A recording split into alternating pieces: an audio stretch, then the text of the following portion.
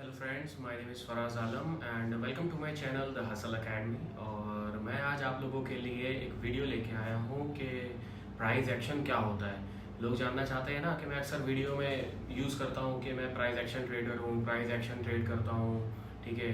तो मैं आज आप लोग के लिए एक वीडियो लेके आया हूँ जिसमें आपको मैं बताऊँगा कि प्राइस एक्शन होता क्या है और हम प्राइस एक्शन से ट्रेड कैसे कर सकते हैं मार्केट में without any tools, I am sorry, without any like indicators. ठीक है, दो टूल्स होते हैं जो हमें रिक्वायर्ड रहते हैं। टूल्स की ज़रूरत पड़ती है प्राइस एक्शन में, लेकिन अगर आप प्राइस एक्शन ट्रेडर हो तो आपको समझ में आएगा कि हाँ, आपको टूल के बिना भी आप ट्रेड कर सकते हो सिर्फ प्राइस को देखकर। ठीक है, तो प्राइस एक्शन होता क्या है?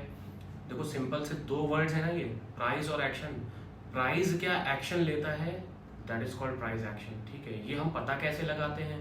मार्केट में कुछ चीज़ों को देख के।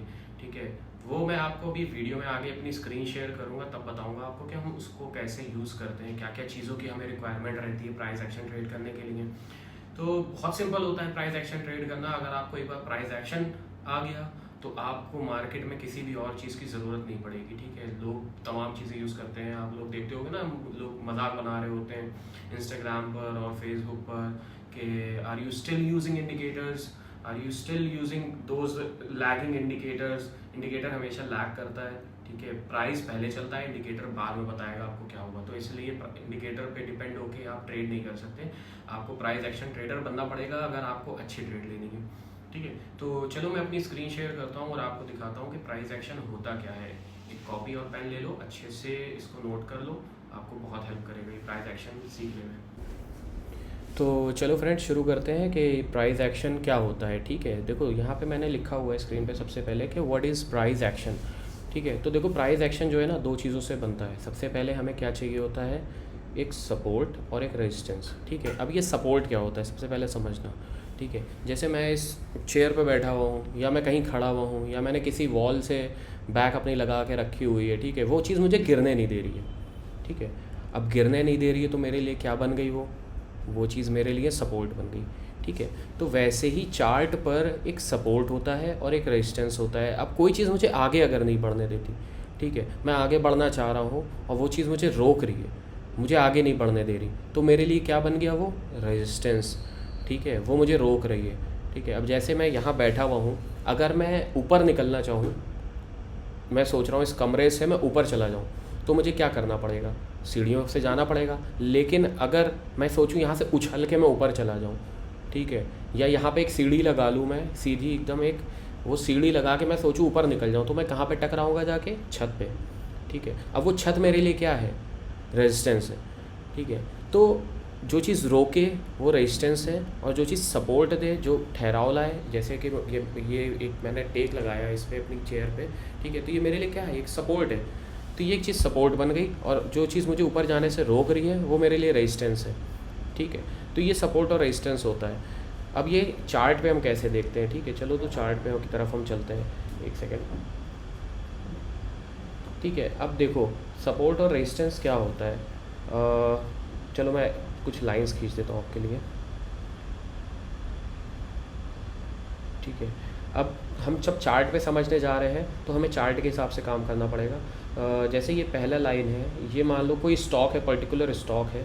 ठीक है, हम मान लो कोई भी XYZ स्टॉक पकड़ लेते हैं, वो इस टाइम चल रहा है 50 रुपये पे। ठीक है, ये 100 रुपये आ गया और ये 150 रुपये आ गया। अभी स्टॉक 50 रुपये पे चल रहा है यहाँ पे, ऐसे ऐसे। ठीक है, यहाँ पे स्टॉक ऊपर जाना शुरू करता है, धीरे धीरे ऊपर जा रहा है, लेकिन क्या सेलिंग आती है, वापस स्टॉक आता है और यहाँ पे आके फिर से बढ़ना शुरू हो जाता है। तो जब ये इस पर्टिकुलर इस लेवल पे आया 50 रुपये पे, यहाँ पे क्या है, यहाँ पे बाइंग ऑर्डर्स हैं। तो ये बाइंग ऑर्डर्स जो यहाँ बायर्स के ऑर्डर्स पड़े हुए हैं ना, यहाँ पे क्या हो रहा है, ये सपोर्ट बन रहा है। यहाँ पे 50 रुपये पे लोग ख़रीदना चाह रहे हैं इसको। तो जो 50 रुपये पे लोगों ने ऑर्डर डाल रखे ना कि ये स्टॉक ABC स्टॉक जो भी है, ये 50 रुपये पे आएगा तो मैं इसे बाय करूँगा। ठीक है, तो ये जब बाय करते हैं, जैसी मार्केट एक मूव आता है मार्केट में ऊपर की तरफ। ठीक है, फिर मार्केट ऊपर जाने लगती है, ऊपर जा रही है जा रही है। अभी क्या हुआ, मार्केट 100 रुपये पे पहुँच गई, 50 रुपये से 100 रुपये पे पहुँच गई। तो 100 रुपये पे जब मार्केट पहुंची, यहाँ पे क्या है, जिन्होंने ख़रीदा था वो प्रॉफिट बुक करना चाहेंगे अपना, कि भाई 50 रुपये का मूवमेंट आ चुका है मार्केट में, हम प्रॉफिट बुक कर लेते हैं। तो जब ये 50 रुपये के मूवमेंट पे आएगी ना वापस, तो ये फिर नीचे आने लगेगी।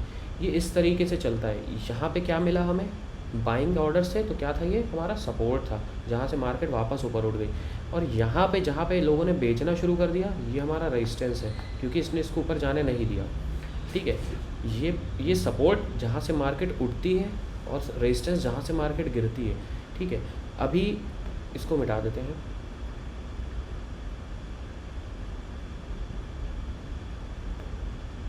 ठीक है, चलो इसको फिर से हम देखते हैं।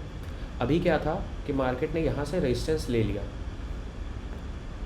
इसको भी मिटा देते हैं। अब मार्केट ने यहाँ से रेजिस्टेंस लिया था। अभी क्या होता है, मार्केट चलती है, चल रही है, चल रही है, चल रही है, चल रही है, चल इस तरीके से जा रही है, और यहाँ पर आके ऊपर निकल जाती है। इस जगह पे इस बार इसको रेजिस्टेंस नहीं मिला। मार्केट ने कई बार कोशिश करी जाने की, ठीक है, लेकिन कुछ अटेम्प्ट्स के बाद मार्केट ने इस लेवल को तोड़ दिया। इसे हम बोलते हैं ब्रेकआउट। ठीक है, ये क्या हो गया, रेजिस्टेंस ब्रेकआउट। तो यहाँ पे अब ये रेजिस्टेंस नहीं रहा, पहले रेजिस्टेंस था यहाँ पे, लेकिन अब ये रेजिस्टेंस नहीं बचा। क्यों?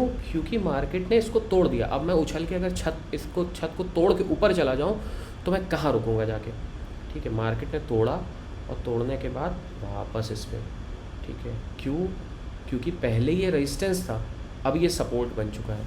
ठीक है, ये सपोर्ट बन चुका है। अब जब मार्केट हॉल्ट करेगी तो यहाँ पे हॉल्ट करेगी, ना कि सीधा नीचे आ जाएगी।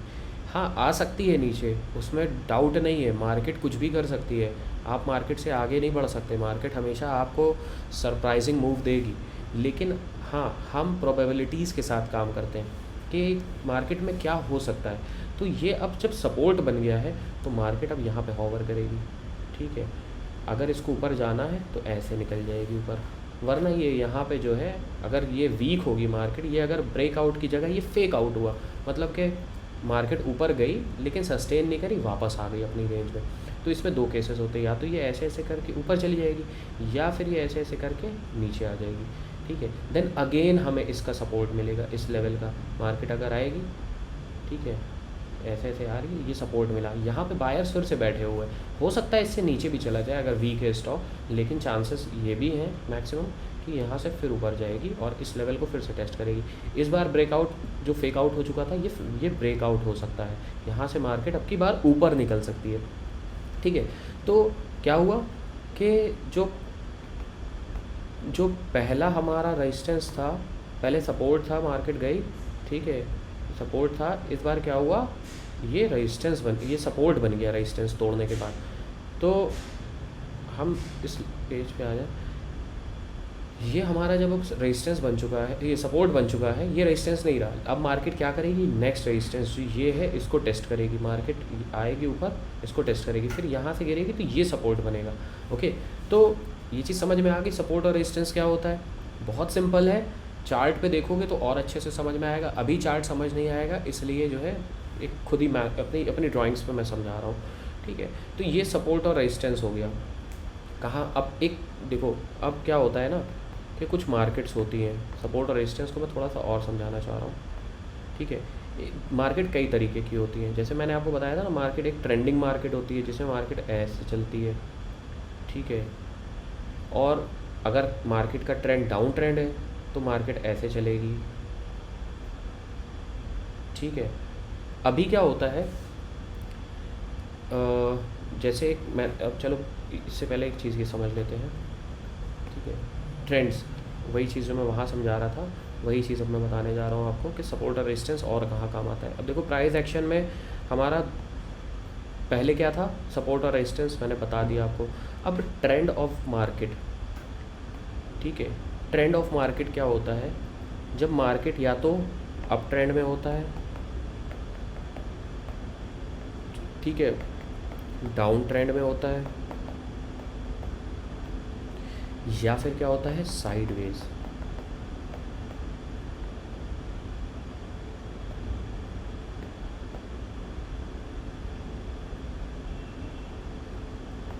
ये साइडवेज होता है। ठीक है, या फिर हम रेंज बाउंड भी कह सकते हैं, ठीक है। एक और वर्ड होता है इसके लिए, रेंज बाउंड, ठीक है। तो रेंज बाउंड, अब ये ट्रेंड क्या क्या होते हैं समझ लो, एक अप ट्रेंड, एक डाउन ट्रेंड, एक साइडवेज, ठीक है।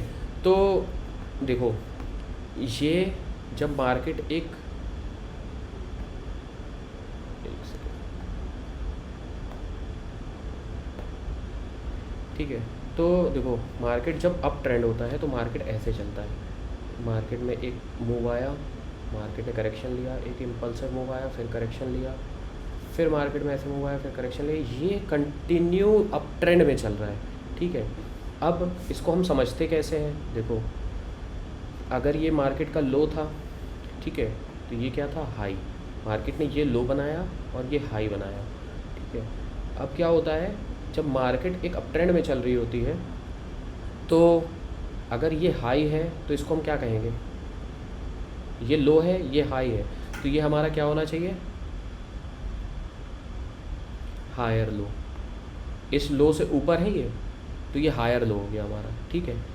फिर अगर ये हायर लो है तो ये क्या होना चाहिए, इस हाई से ऊपर है तो ऑब्वियसली हायर हाई, ठीक है। Then again higher low, higher high, higher low, higher high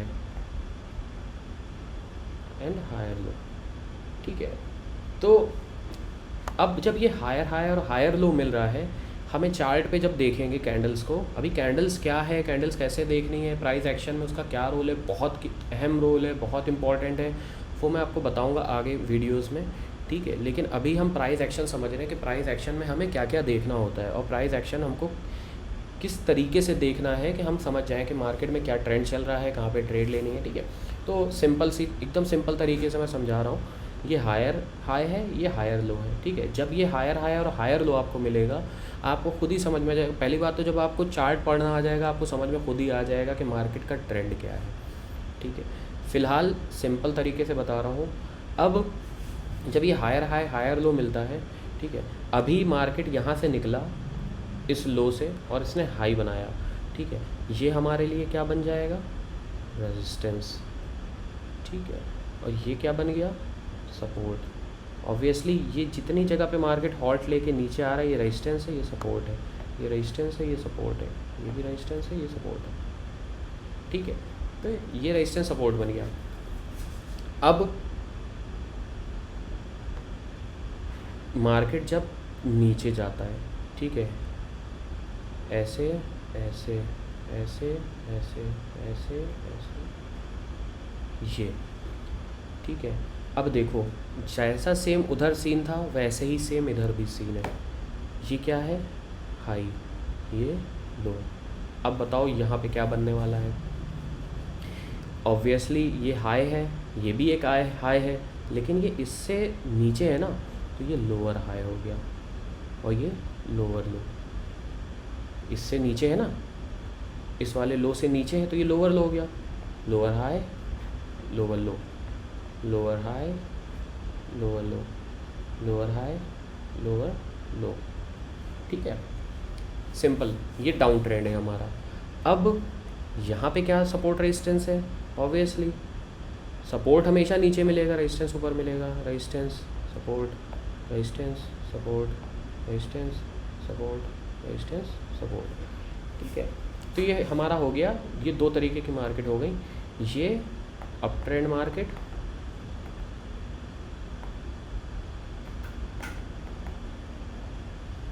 ठीक है, और ये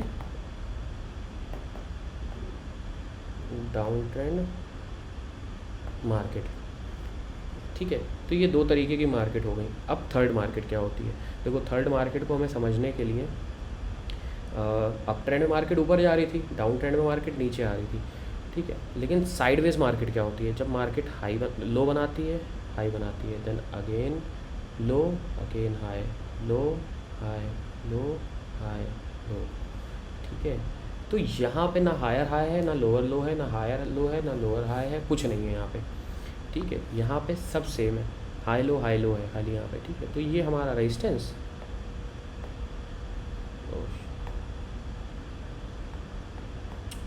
क्या हुआ, चलो फिर से बना लेते हैं,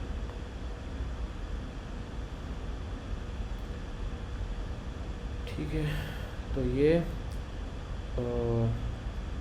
resistance resistance resistance resistance, support support support support, ठीक है। तो ये एक साइडवेज मार्केट होती है। अब इन सब मार्केट में हमें काम कैसे करना है, ठीक है, कहाँ बाय करना है, कहाँ सेल करना है। ऑब्वियसली अगर एक साइकोलॉजी है, अगर आपके पास दिमाग है थोड़ा सा भी, तो आपको एक चीज़ समझ में आ रही होगी ना कि जब भी मार्केट सपोर्ट पे आ रहा है लोग खरीदे ले रहे हैं, मार्केट ऊपर जा रहा है, और रेजिस्टेंस पे जब आ रहा है लोग क्या कर रहे हैं, बेच रहे हैं, मार्केट नीचे आ जा रहा है, ठीक है। तो इतना तो सबको समझ में आ रहा है ना कि किस जगह पे ख़रीदना है, किस जगह पे हमें बेचना है। अब देखो हमारा थर्ड क्या था, टूल्स। एक ट्रेंड लाइन होती है और एक हॉरिजॉन्टल लाइन होती है, ठीक है। ट्रेंड लाइन, अब ट्रेंड जा रहा है तो ऑब्वियसली ऊपर की तरफ जाएगी, मार्केट डाउन ट्रेंड जा रहा है तो ट्रेंड लाइन नीचे की तरफ आएगी, ठीक है, क्योंकि ट्रेंड की लाइन है ना ये। और हॉरिजॉन्टल लाइन क्या होती है, जब हम इसको सीधा सीधा खींचते हैं, ठीक है। अब ये यूज़ कैसे होनी है, देखो एक अप ट्रेंड में या किसी भी ट्रेंड में हमें ट्रेंड लाइन बनाने के लिए एटलीस्ट 2 पॉइंट्स चाहिए होते हैं, ध्यान रखना, ठीक है। तब तक अगर 2 पॉइंट नहीं है आपकी ट्रेंड लाइन वैलिड नहीं है। जितने ज़्यादा पॉइंट्स मिले उतनी वैलिड आपकी ट्रेंड लाइन है और उतनी मजबूत ट्रेंड लाइन होगी। लेकिन एटलीस्ट हमें 2 पॉइंट्स चाहिए हैं। Without 2 points trend line valid ही नहीं होगी। अभी यहाँ पे हमें कितने पॉइंट्स मिल रहे हैं, 1 2 3 4, नीचे भी यहाँ पे अच्छे खासे पॉइंट्स मिल रहे हैं। सबकी ट्रेंड लाइन अलग होती है। देखो सबसे पहले चीज़ समझ लेना, ट्रेंड लाइन किसी की गलत नहीं होती और किसी की सही नहीं होती, ठीक है। अगर 50 ट्रेडर बैठाओगे, 50 ट्रेडर अलग अलग जगह से ट्रेंड लाइन बनाएगा, ठीक है। कैंडल देखो 2 तरीके की होती है, एक पूरी कैंडल होती है, ठीक है, और एक होती है कैंडल जिसमें विक निकली हुई होती है। कुछ लोग विक से ट्रेंड लाइन बनाते हैं, जैसे ये ट्रेंड ये चल रही है, ठीक है। कुछ लोग ऐसे ट्रेंड लाइन बनाते हैं और कुछ लोग बॉडी टू बॉडी बनाते हैं, ठीक है, ऐसे। तो दोनों सही हैं, किसी की गलत नहीं है, ठीक है। अब आपको समझना ये है कि हमें ट्रेंड लाइन कैसे बनानी है, ओके।